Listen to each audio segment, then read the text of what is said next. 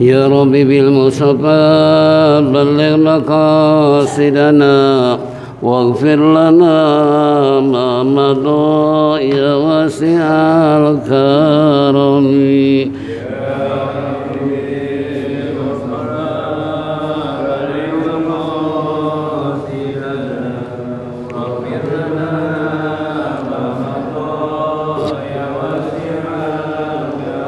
بسيد الخلق شمس الحق معتصم محمد خير معصوم ومعتصم.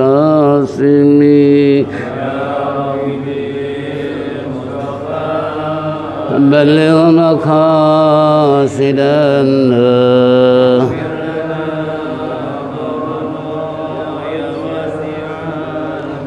له فرارة حبيب الله حجته ومصدر الفضل والإرفان والكرم.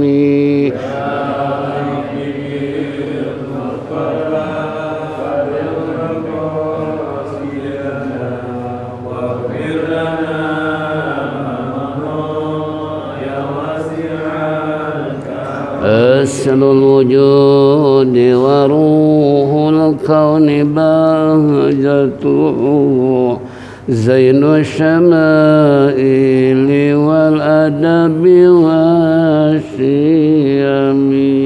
يا رب بالمصطفى بلغ مقاصدنا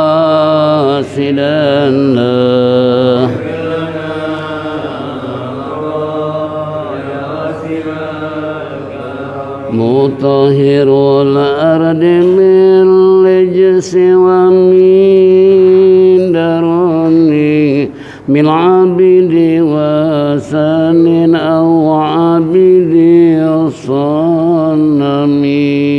يا رب بالمصطفى بلغ مقاصدنا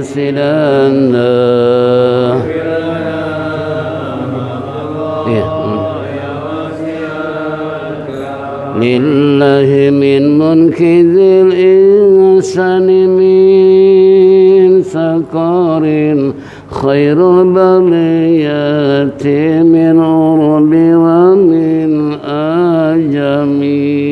يا رب بالمصطفى بلغ مقاصدنا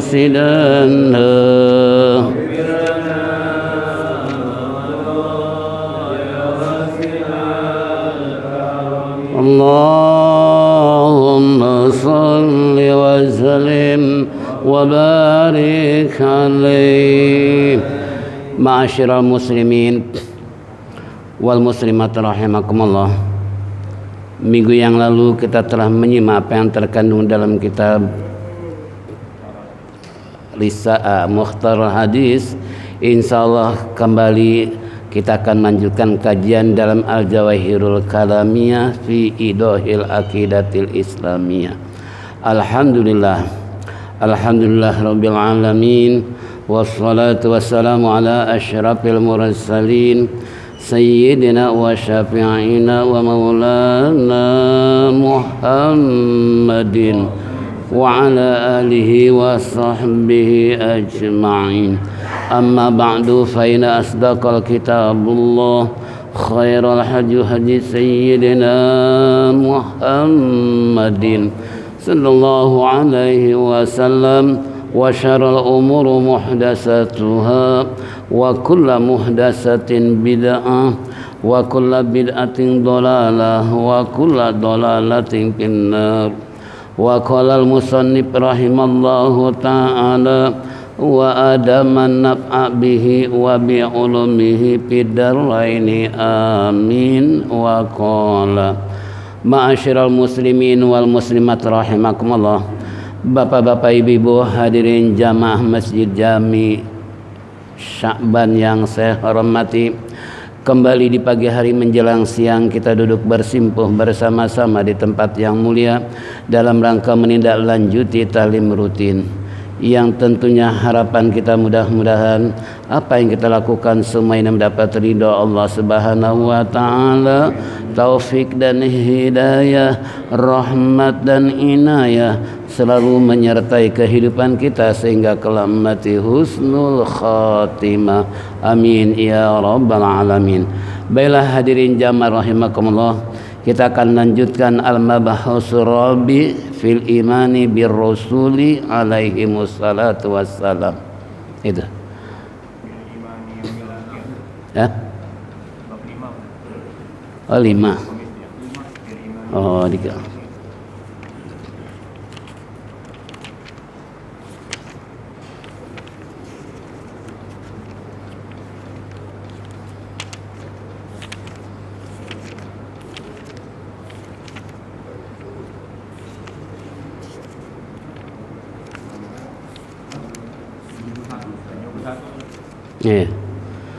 Al-mabhasul khamisu fil imani bil yaumil akhir.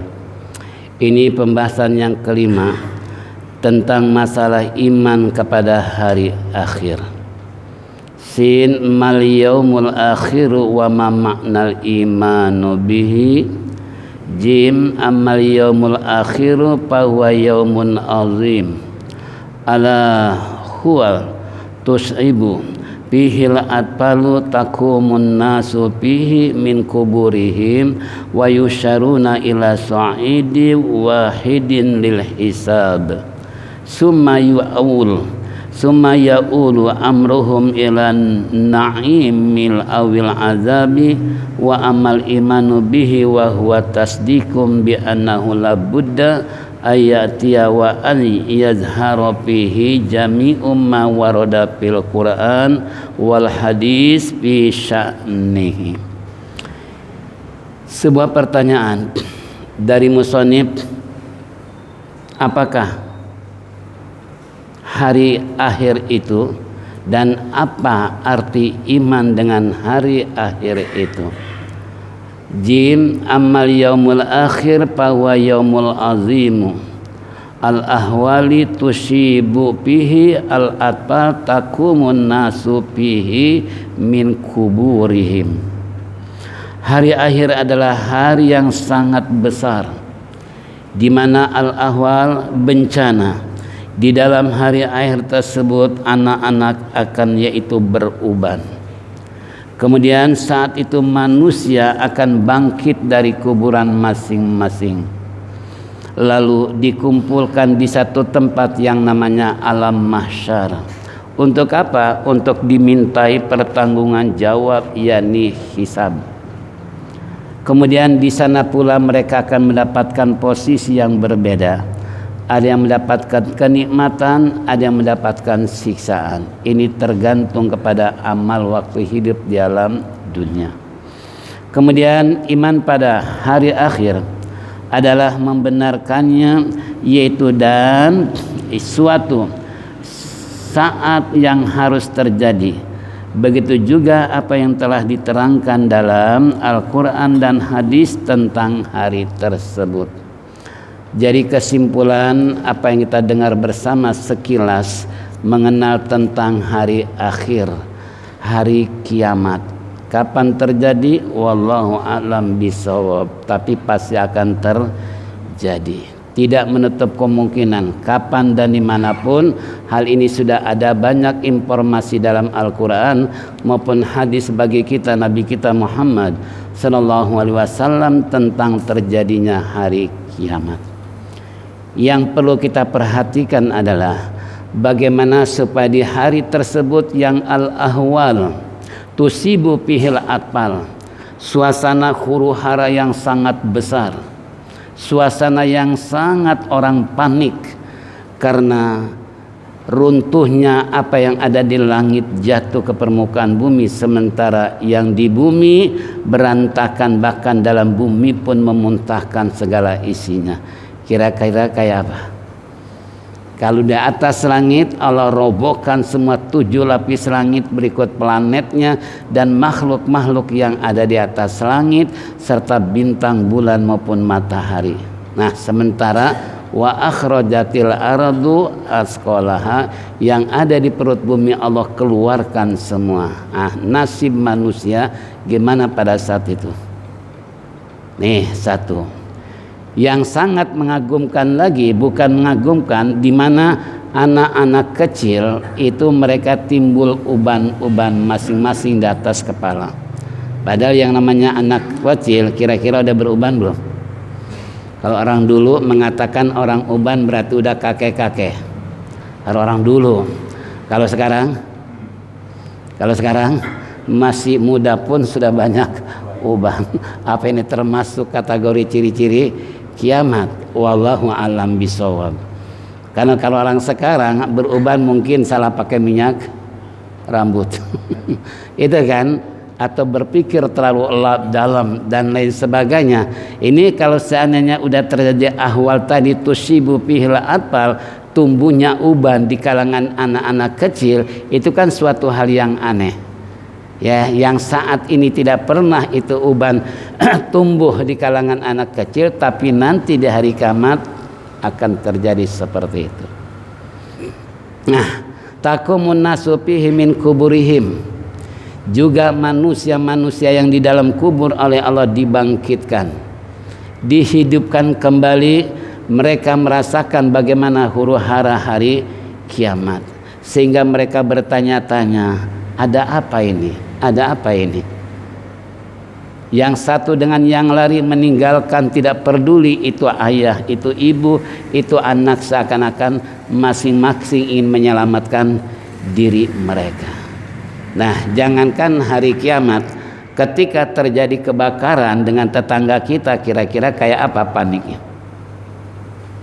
Ya, sering banyak cerita, seharusnya bayi yang dibawa, ini malah bantal yang dibawa. Saking apanya? Saking paniknya. Bahkan dulu di kampung saya, tetangga, bukan tetangga, ponakan saya. Kalau di dulu kampung kan pakai ranjangnya, pakai kelambu. Nah, ponakan ini bakar istilahnya obat nyamuk, lalu rupanya nyalah kelambu, hanya kebakar. Ini tetangga sebelah dalam kondisi telanjang bulat, bawa ember ngambil air, saking apanya? Dia nggak terasa dalam kondisi telanjang bulat, saking apanya? Paniknya. Bahkan kita dengar dari tuan guru kita, terjadi ledakan tentang masalah di gudang bom sana di Cilandak. Itu ada seorang bapak-bapak dari Kebayoran lari dalam keadaan telanjang bulat, saking apanya? Ini baru kebakaran doang. Di tsunami pun kayak apa mereka? Ketika kita melihat bagaimana orang Aceh di saat ditimpa oleh tsunami, seorang ibu sambil gendong anak, sementara yang lain lari ingin menyelamatkan dari kejaran air, ternyata itu baru tsunami. Gimana hari kiamat? Nah, kalau dalam kuburan mereka teriak, ada apa ini? Ada apa? Dan kita pun bisa merasakan baru saja terjadi lini ya, tahu lindu? Apa namanya? Ya, gempa. Dalam sekian detik kita lihat lampu goyang, tiang-tiang rumah goyang, tembok pun ikut goyang. Ada apa ini? Ada apa? Teriak mereka, pala pusing. Kenapa? Melihat kondisi semua serba goyang. Itu baru gimana hari kiamat. Nah, ini yang harus kita persiapkan di saat menyongsong hari kiamat, supaya benar-benar nanti ketika kita bangkit dalam kubur sudah dalam kondisi tenang, dalam kondisi aman. Kenapa? Karena kita sudah dapat informasi dalam Al-Quran bahwa hari kiamat akan terjadi. Bahkan Rasulullah pun telah memberikan satu informasi hari apa terjadinya kiamat. Hari apa? Hari Jumat. Makanya orang-orang Nahdiyin mensiasati kalau malam Jumat baca Yasin, baca tahlilan, baca segala macam, itu dalam rangka mempersiapkan diri kalau kiamat besok. Itu kan, baca Yasin, baca surat ini, bahkan sunnah Rasulullah baca surat Al-Kahfi, baca surat As-Sajdah dan sebagainya malam Jumat, itu dalam keadaan mengkondisikan waktu kalau kiamat terjadi besok hari Jumat. Jadi jangan disalahgunakan nonton Ikatan Cinta, jangan. Malam Jumat kita harus semua persiapkan menyongsong kalau kiamat terjadi besok. Makanya pendeta dari Bandung pernah memberikan satu penjelasan terdapat mereka bahwa kiamat terjadi tanggal 12 bulan 12 tahun 2012. Alhamdulillah sekarang tahun berapa? Pendeta berarti 100 tahun. Ternyata melenceng, ya. Kenapa? Bicara tentang hari kiamat, ketika baginda Rasulullah kedatangan seorang tamu, entah dari mana datangnya, tiba-tiba dia menyandarkan lutut dengan lutut Rasulullah. Mereka bertanya-tanya, siapa ini tamu? Orangnya cakap, putih, bersih dan sebagainya. Enggak ketahuan datangnya, kok tiba-tiba menghadukan lutut dengan Rasulullah. Bertanya mahwal iman, mahwal Islam, mahwal Islam, al-alamatul qiyamah dan sebagainya. Ditanya oleh si tamu, termasuk adalah kapan hari kiamat ya Muhammad? Nabi bilang yang ditanya maupun yang nanya tidak akan tahu. Lalu apa ciri-cirinya? Nabi jelaskan semua ciri-cirinya. Nah kemudian di saat orang tersebut sudah puas mempertanyakan dialog dengan baginda Rasulullah SAW, kemudian dia pergi. Setelah pergi, Rasulullah memberitahukan kepada sahabat, apakah kalian tahu siapa tadi tamu? Siapa ya Rasulullah? Itu adalah malaikat Jibril alaihissalam menanyakan tentang terjadinya hari kiamat. Tuh malaikat aja istilahnya enggak tahu hari kiamat. Ini sok tahu tanggal 12 bulan. Ya, makanya kita jangan sok tahu sebagai manusia. Nah, nabi malaikat aja enggak tahu, enggak bakalan dikasih tahu. Sebab kalau dikasih tahu umpamanya hari kiamat akan terjadi tahun 2023. Umpamanya, kira-kira orang ada enggak yang mau usaha, yang mau dagang, yang mau kerja segala macam, konsen semuanya untuk persiapan hari kiamat. Ibadah terus-menerus, baca Quran, zikir terus-menerus. Kenapa? Membekali untuk hari kiamat kalau Allah sudah kasih tahu tanggal dan waktunya, tahun dan lain seterusnya. Makanya Allah nggak memberikan informasi, cuman ciri-cirinya terjadi hari Jumat. Kan itu. Ini contoh. Nah, jadi mereka dari kuburan dibangkitkan dari semenjak Nabi Allah Adam alaihissalam sampai nanti hari kiamat. Kira-kira berapa miliar? Manusia berapa miliar? Kalau sekarang katakanlah ada 7 miliar manusia di dunia ini, apalagi dari semenjak Adam sampai hari kiamat, kira-kira ada berapa? Ya, pantas kalau analisa baginda Nabi kita Muhammad sallallahu alaihi wasallam, la yazulu qadama abdin hatta yus'al an malihi min ainaktasabau. Itu kalau hari kiamat terjadi, manusia tidak bisa geser dari tempat dirinya masing-masing. Saking apanya nih? Saking padatnya hiruk pikuk manusia dalam kondisi telanjang bulat. Kita nggak bayangkan laki perempuan dalam telanjang bulat, bahkan mereka persis bagaikan anak yang belum disunat. Ini kayak apa? Suasana terik matahari kayak apa panasnya. Ini semua sudah diberikan satu gambaran buat kita tahu bahwa hari kiamat seperti itu. Ya, nah ini jadi kembali tadi min kuburihim, mereka dibangkitkan sampai Allah katakan afala ya'lamu idza bu'sira ma fil kubur. Apakah kalian nggak tahu nanti di kuburan akan dibangunkan oleh Allah? Itu Allah sudah beritakan.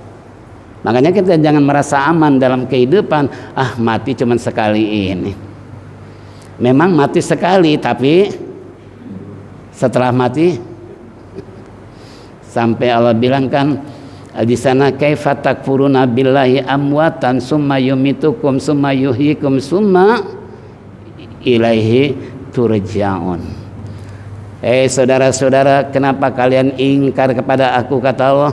Kenapa kalian maksiat? Kenapa kalian tidak peduli dengan perintahku? Padahal kamu dulu berasal dari benda yang mati. Apa benda matinya? Setetes air mani yang menjijikan. Itu semua tidak ada. Allah jadikan manusia dari emas. Ada nggak yang dari batu? Semua dari setetes air mani. Dari setetes air mani kemudian 40 hari oleh Allah digodok sedemikian rupa jadi segumpal darah. 40 hari ke depan oleh Allah digodok sedemikian rupa jadi segumpal daging. 40 hari kemudian dalam kandungan sang ibu di saat 4 bulan Allah memerintah malaikat, hai malaikat, tiup tuh roh si cabang bayi, tulis 4 macam untuk kehidupan mereka di masa yang akan datang. Nah, makanya adat orang Betawi kalau 4 bulan acara apa? 4 bulanan. Kenapa? Dalam rangka menyongsong peniupan roh supaya si bayi dalam kondisi sehat, normal gitu kan. Itu kalau adat Betawi. Kalau adat daerah 7 bulan.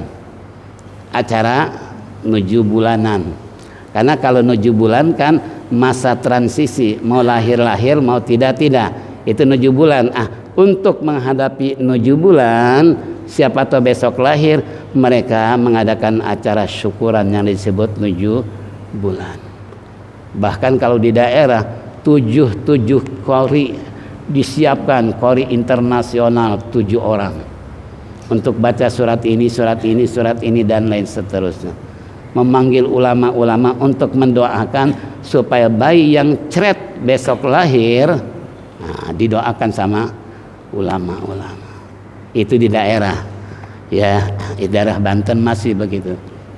Ini contoh. Jadi makanya kembali kepada kita semua tadi, begitu istilahnya dibangkitkan dalam kubur dalam kondisi telanjang bulat, laki-laki percis bagaikan anak kecil yang belum disunat. Apakah sampai di situ terjadinya tentang ahlas tusib huru-hara kiamat?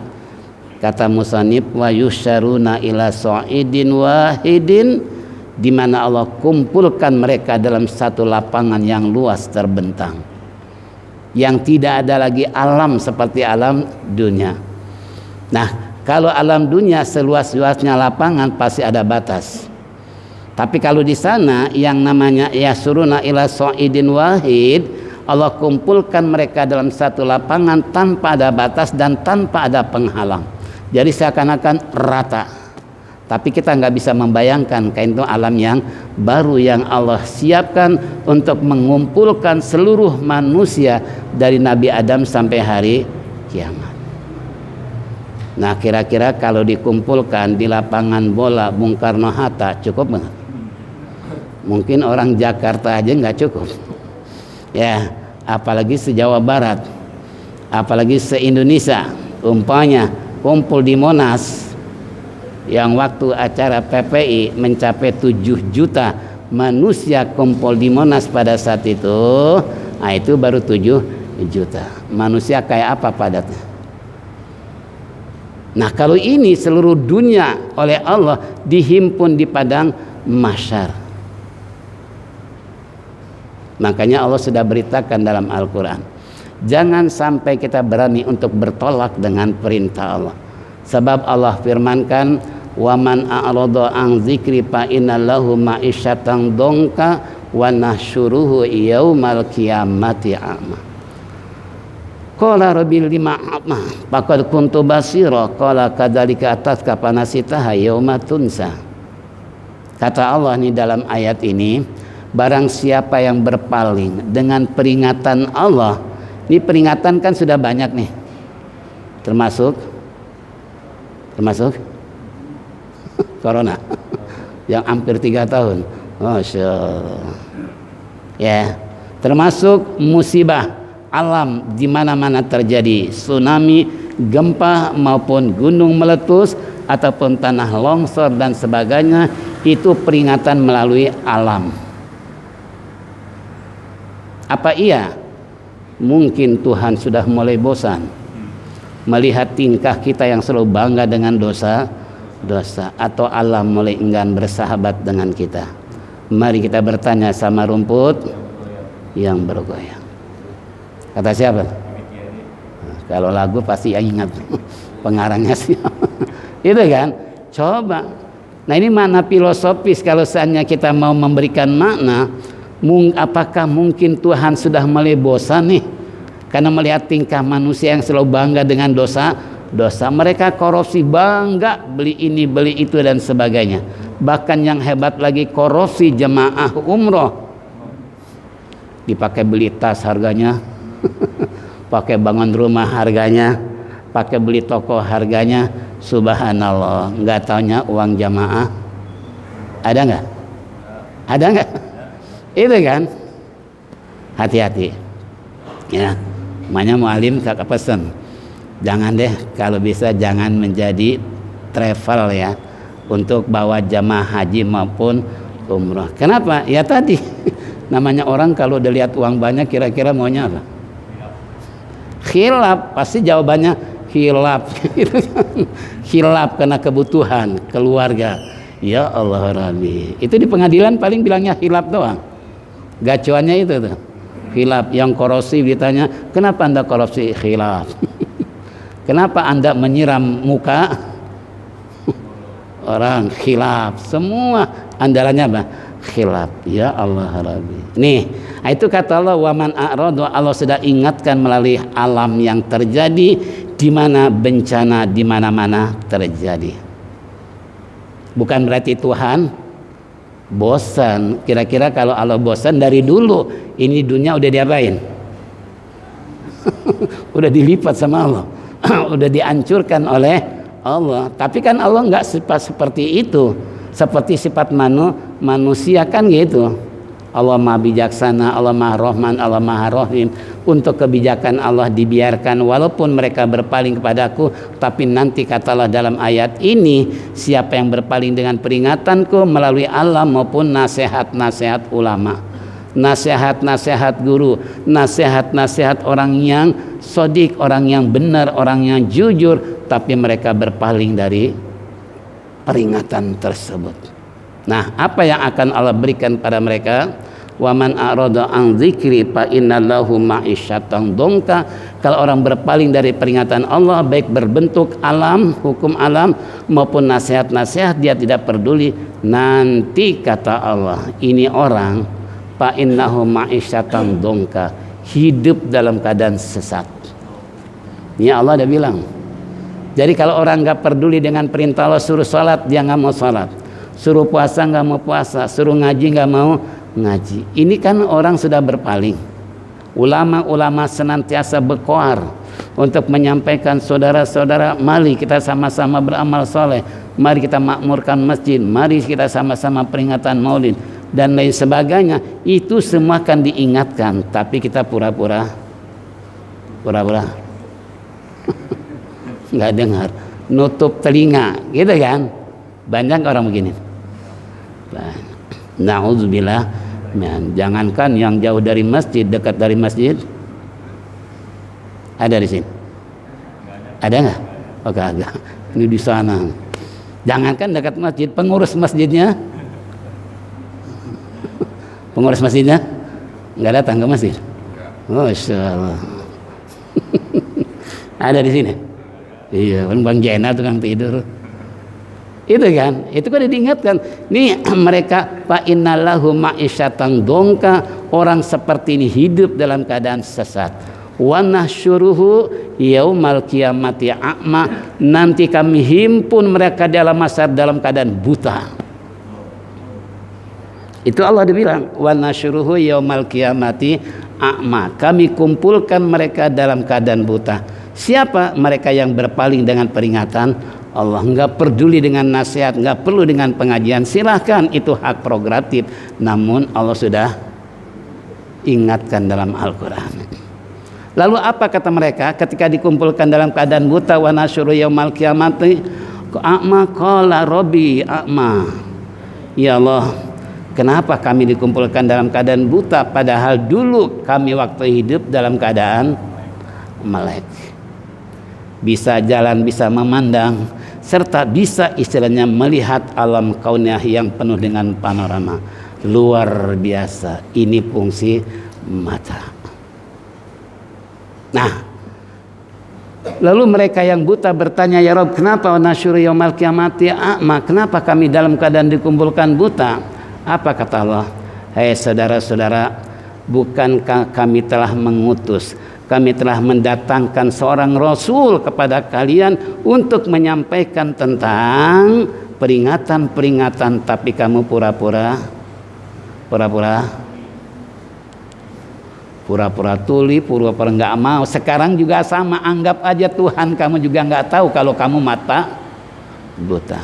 Apa nggak disekak-seterin? Kalau dulu kamu pura-pura tahu, nggak peduli dengan peringatanku, anggap aja Tuhan kamu sekarang juga. Coba, percaya nggak nih? Kalau nggak percaya mati aja duluan.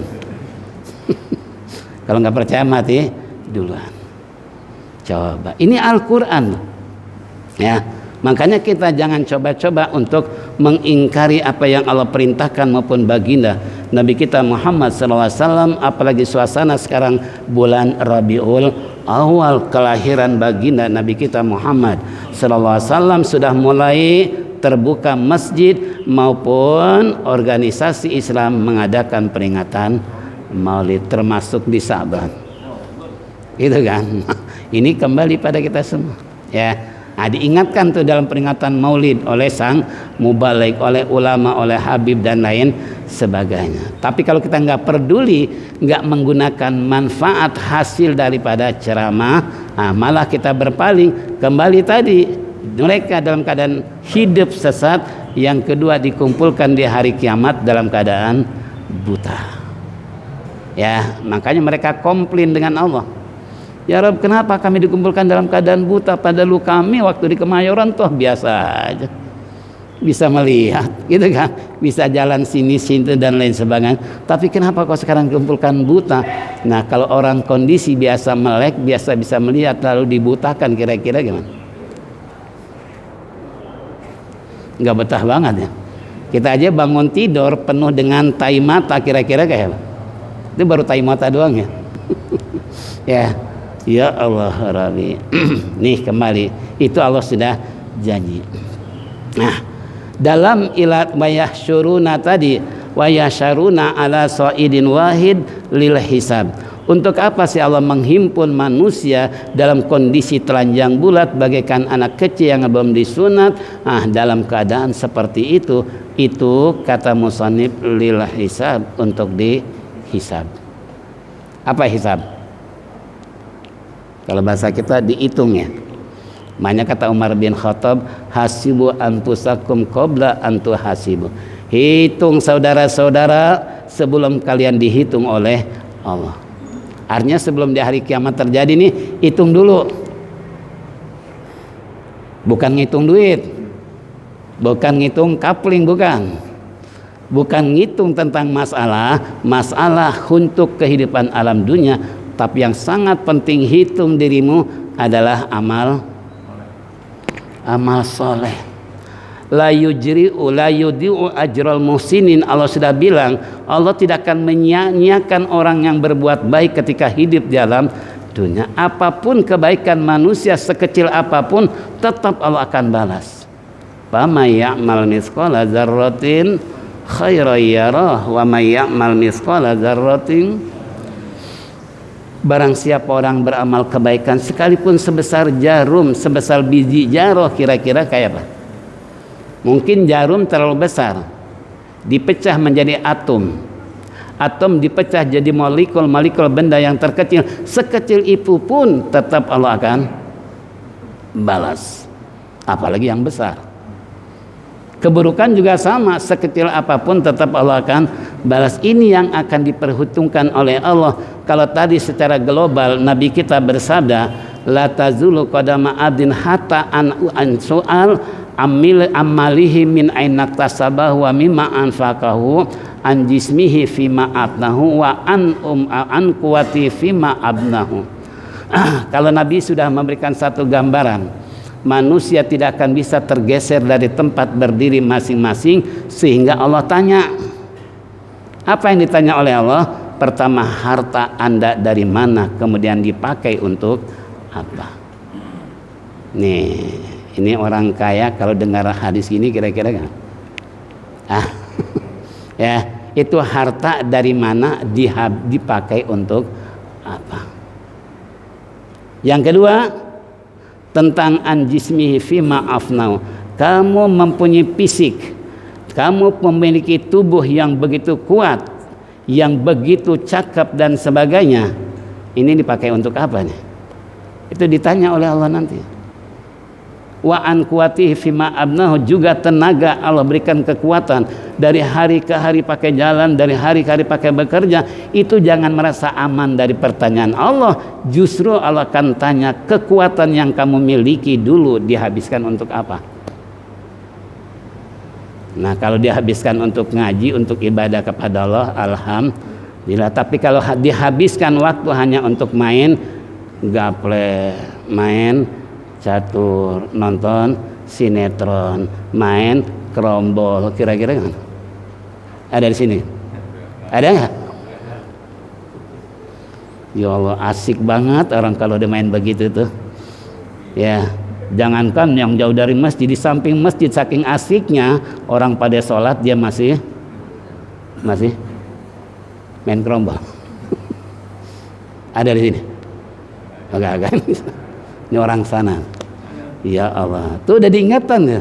Ya, suara azan sudah berkumandang. Kata yang satu, zuhur dulu nggak enak orang pada sholat. Biarin aja. Yang sholat kita mas tetap. Itu setan paling pintar tuh goda. Kembali pada kita semua, ini pasti akan terjadi lil hisab, tentang perhitungan. Makanya kata Umar bin Khattab, hasibu anfusakum qabla an tuhasabu, hitung diri kalian sebelum dihitung oleh Allah. Nah, apa yang diperhitungkan? Ya tadi amal masing-masing, karena amal terjadi dua macam, ada amal soleh, ada amal toleh. Ada amal soleh, ada amal salah. Nah, ini akan dihitung oleh Allah, amal yang mana? Ya, kalau tadi ayatnya sudah jelas dalam surat Al-Qari'ah sedemikian rupa. Nah, kemudian apa sampai di situ? Summa yu'awul amruhum ila na'ima awil adabi. Kondisi setelah terjadinya penghisaban diperhitungkan oleh Allah dalam berbagai macam hal. Di sana mereka ada dua yang merasakan, ada yang merasakan nikmat hidup di sana, ada yang merasakan siksa dari Allah. Kira-kira kita maunya yang mana nih? Maunya naim atau azab? Apakah kita ingin mendapatkan oleh kenikmatan nanti setelah dihisab oleh Allah? Karena zatal yamin wa zatal shimal, ada kelompok kanan, ada kelompok kiri, ada juga kelompok oposisi. Ada nggak oposisi?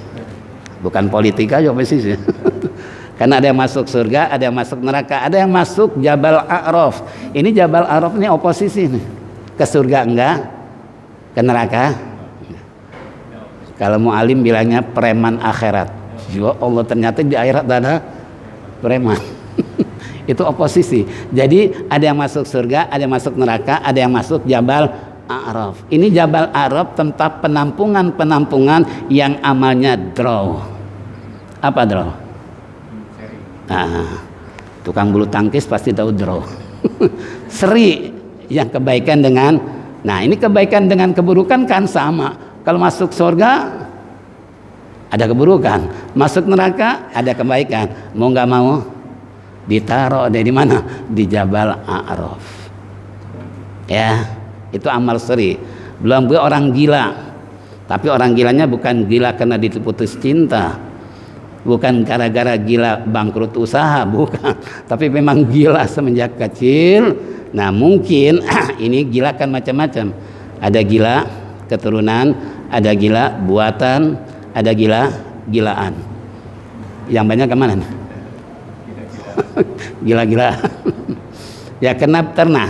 Ini ada kenangan tangan saya nih, bekas digigit orang gila, tapi gila-gilaan, bukan gila beneran. Waktu itu saya masih kuliah, Wah saya tuh bagus, dah suka tuh saya suruh pulang dong sebentar aja, ada perlu. Sampai di kampung, ada apa wah?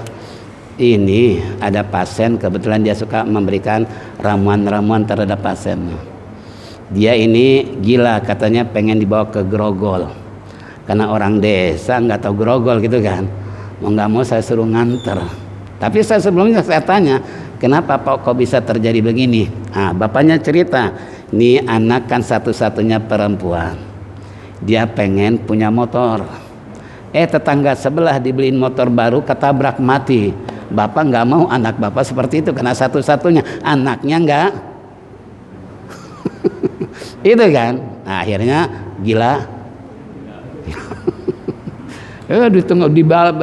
Kita bawa mobil dari kampung, dia di dalam mobil ngamuk, istilahnya saya digigit nih. Ada kenang-kenangan dari orang gila. Ya udah, dibawa ke Grogol juga dokter bingung kan, lah orang normal. Saya bilang, Pak obatnya nggak ada kecuali Bapak beliin motor. Kayak ini bukan gila, bukan, tapi gila motor. Beliin. Kalau nggak dibeliin terus terang nggak bakalan sembuh, obat apapun yang dikasih dari dokter. Apa iya? Kalau nggak percaya silakan coba. Benar langsung dibeliin, sembuh tuh nggak gila lagi. Itu namanya gila. Ya Allah. Juga yang kedua, saya pernah ada orang perempuan gila karena laki-laki. Dia nggak mau pulang kalau nggak dijemput sama saya. Hebatnya tuh. Kok orang gila minta jemputnya sama saya. Astagfirullah. Dia kabur ke Tanjung Priok, bapak ibunya datang ke rumah. Ustaz, anak saya ini ada di rumah temennya telepon, dia minta dia mau pulang, syaratnya dijemput sama Ustaz. Saya bilang izinnya jangan sama saya, sama Umi. Saya bilang ini masanya perempuan soalnya kan gitu, ntar salah paham lagi. Udah kata Umi, nggak apa-apa deh jemput kesian. Udah jemput, dasar orang bacar gila-gilaan. Ya pas sudah sampai di rumah temannya di Tanjung Priok, dicari alamat ketemu. Nah dia lagi ngoceh sendirian di dapur tuh. Saya dekati, dia diam. Lalu saya tanya begini segala macam, lalu akhirnya dia mau pulang. Sampai di rumahnya saya pesan sama orang tuanya, Pak ini segera bawa pulang kampung, sebab kalau Jakarta terus nih nggak bakalan sembuh. Ini masalah penyakit gila. Nah dibawa ke kampung, akhirnya sekarang saya dengar dia menjadi sekretaris di showroom mobil. Nah itu kan ada perubahan, itu kan. Nah ini kembali tadi, jadi buat kita semua namanya manusia di dunia saja merasakan nikmat, merasakan azab, apalagi di hari kiamat sudah diberikan petunjuk oleh Allah maupun baginda Rasulullah SAW bahwa manusia ada 3 kelompok, zatal yamin, zatal shimal, dan termasuk oposisi. Tinggal mau yang mana kita nih, yang kanan, yang kiri, atau Jabal Araf. Yang tengah-tengah termasuk tadi orang gila, tapi bukan gilaan. Ya ini jadi kembali termasuk anak kecil, orang kafir pun mati itu dalam kondisi kullu mauludin alal fitrah. Setiap manusia lahir dalam keadaan suci, termasuk mereka pun masuk Jabal Araf. Nanti selesai dihisab antara kanan dan kiri, baru yang terakhir kelompok preman dihitung. Masuk surga atau kebijakan di tangan Allah. Itu contoh. Makanya kembali tadi katakan ila na'im awil azab. Belum masuk ya? 1 menit lagi. Wa amal imanu bi wa huwa tasdiqum bi annahu la budda ayatiya wa an yadhhara fihi jami'u ma warada fil Qur'an wal hadis fi sya'nihi. Ini selesai tentang masalah huru hara kali kiamat, gambarannya seperti itu. Sekarang wa amal imanu, dan adapun iman kepada hari kiamat, wa huwa tasdikun, yaitu percaya yakin dengan hati bahwa kiamat akan datang. Bi annahu la budda, tidak mungkin kiamat enggak akan terjadi, cepat lambat pasti. Cuman tadi ayatia datangnya tersebut ayat harofi jami'u maroda fil Quran wal hadis, semua sudah ada disampaikan oleh Allah dalam Quran maupun hadis baginda Nabi kita Muhammad sallallahu alaihi wasallam bahwa kiamat akan terjadi. Makanya kita persiapan menyongsong hari kiamat. Sekarang hari Sabtu, berarti tinggal seminggu lagi. Tinggal seminggu lagi. Kalau kiamat Jumat besok gitu kan. Kita persiapkan untuk seminggu depan nih ya, amal soleh, jangan amal salah. Inilah hadirin waktu isyraq jualah yang memisahkan kita, karena rutinitas kita jangan sampai meninggalkan sholat isyraq. Siapa orang yang sholat isyraq 2 rakaat pahalanya sama dengan orang haji dan umroh. Tamah sempurna hajinya, sempurna umrohnya dengan sebab sholat isyraq. Karena isyraq telah masuk, mari kita tutup talim kita dengan pembahasan zikir tauhid. Falyatafaddal mashkura.